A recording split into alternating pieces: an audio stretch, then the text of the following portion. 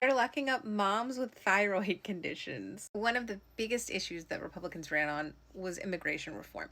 They really capitalized on the fears of people in this country and promoted a lot of misinformation to convince people that there was this massive influx of people coming over these open borders and bringing lots of illicit things and doing illicit things and just in general shady people. But what we keep finding is that the people who are being detained, the people who are being arrested, are hardworking, tax-paying people with families, as is the case with this mother from Manassas, Virginia. Her name is Claudia Alvarenga España. And the thing about Claudia is she is not a shady, illicit character. Do you know how I know that? Because she was detained when showing up for an immigration check-in. These aren't people hiding from the government. These are people who are trying to be law-abiding citizens. Many of these people did come here legally. They, in fact, were documented immigrants, but because the pathway to citizenship takes so long, they find themselves in similar situations to Claudia, who has two children who were born here and are U.S. citizens and know no other country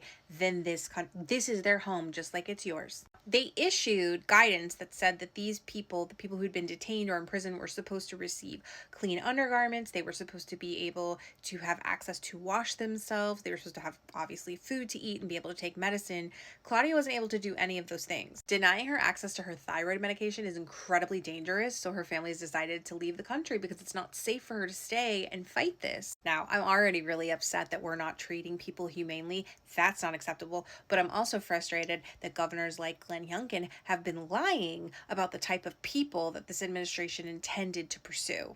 They're not looking for shady, hardened criminals. They're going into workplaces, into restaurants. They're showing up to immigration hearings and check-ins to take people like Claudia away. Those are the people who make this country great. But governors like Glenn Youngkin would have you believe that they aren't being targeted. That's a lie. Virginia has seen a 470% increase in ICE arrests. His Lieutenant Governor Winsome Earl-Sears, who's running to replace him, has the same feelings, but luckily Abigail Spanberger doesn't. And I'm sorry, but if you could pick a candidate who had to declassify their resume in order to represent you, I feel like that's a pretty big